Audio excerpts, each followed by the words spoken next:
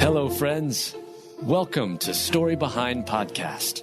This is the show for people who love hearing a good story and who believe the world could use more positivity. We're the team behind GodUpdates and GodTube, and we hope these weekly short stories will brighten your day.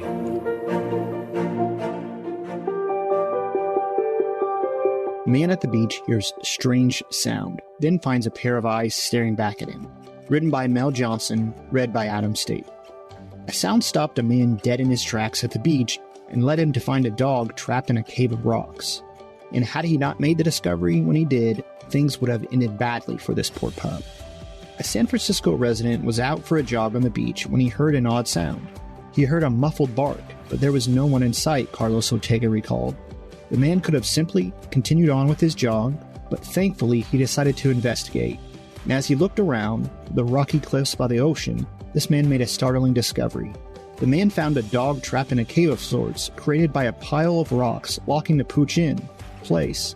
Two sad, pitiful eyes stared back at him, and the jogger knew he needed to do something. The Good Samaritan called the local animal shelter, alerting him to what he'd found.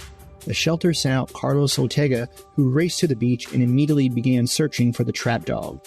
The man who'd called in this situation didn't stick around. By the time Carlos arrived, the man had left, but thankfully he'd used GPS to send the dog's approximate location along with a photo of where the dog was trapped in the cave. Even with this information, Carlos couldn't find the pup at first, and he knew finding the dog quickly was a matter of life and death. She didn't really have a lot of time to be in that situation without harm coming over her, he recalled. The tide was coming in, so I had to work fast. Locating the dog trapped in a cave of rocks wasn't as easy as it sounds. The GPS pin Carlos had gave only an approximate location, and all the piles of rocks looked the same. I started looking at all the rocks on the cliffside, trying to match the pattern of the rocks in the picture with what I was looking at in front of me, he said, but the entire area looked identical to what the picture looked like. Carlos frantically searched without success. And just as he was about to phone for help, he looked down and saw the same sad, pitiful eyes the jogger had seen. I looked down and saw Gwen staring up at me, Carlos explained. She was shivering, but she didn't make a peep, not a single sound. Carlos quickly went to work digging out the dog trapped in the cave of rocks, and once she was free, her gratitude and relief were obvious. I reached down and pet her, Carlos recalled. She stopped shaking for a second and moved closer to me while I was petting her. That was a good sign. Carlos took the frightened pup back to his vehicle and searched for a microchip. He found one, which revealed the address of the dog's family.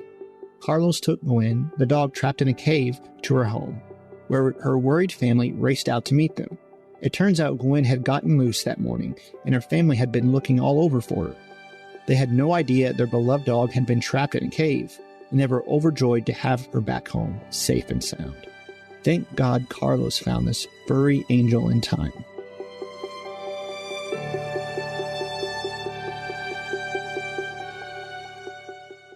Hey there, it's Nicole Eunice, host of the How to Study the Bible podcast, where every single week we join together to encounter God through His Word. You can subscribe at lifeaudio.com.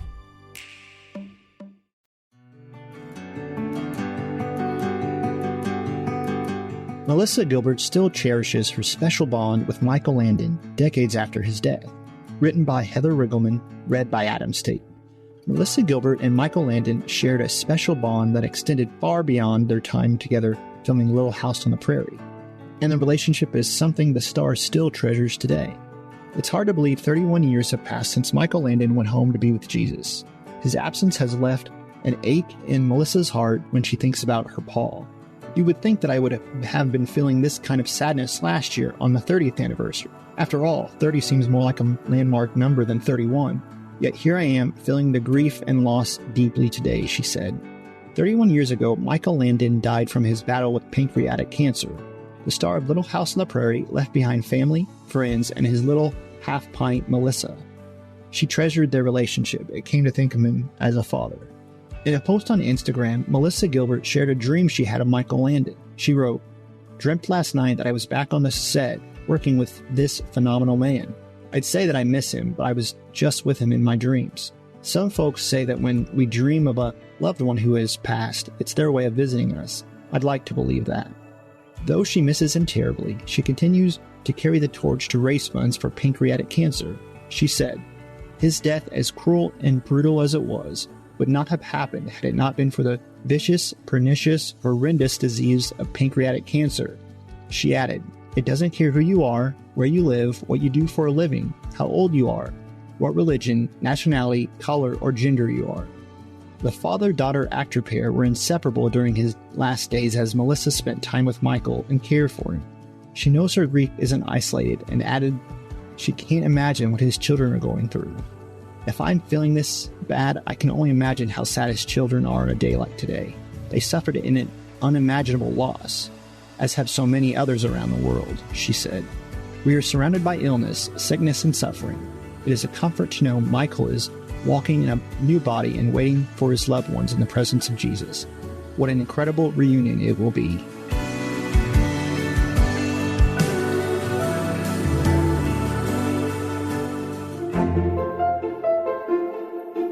Thank you so much for listening to Story Behind Podcast.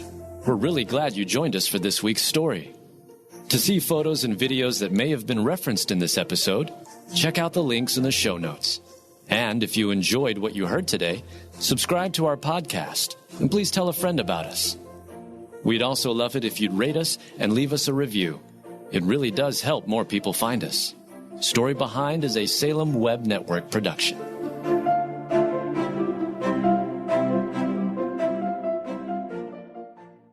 Do you sometimes doubt if you're truly hearing God's voice or if it's really your own? Or have you been in a season where it feels like He has been completely silent? Have you been praying for a way to learn how to hear His voice more clearly? Hey friends, I'm Rachel, host of the Hearing Jesus podcast. If you are ready to grow in your faith and to confidently step into your identity in Christ, then join me as we dig deep into God's Word so you can learn to live out your faith in your everyday life. To listen now, go to lifeaudio.com or search Hearing Jesus on your favorite podcast app.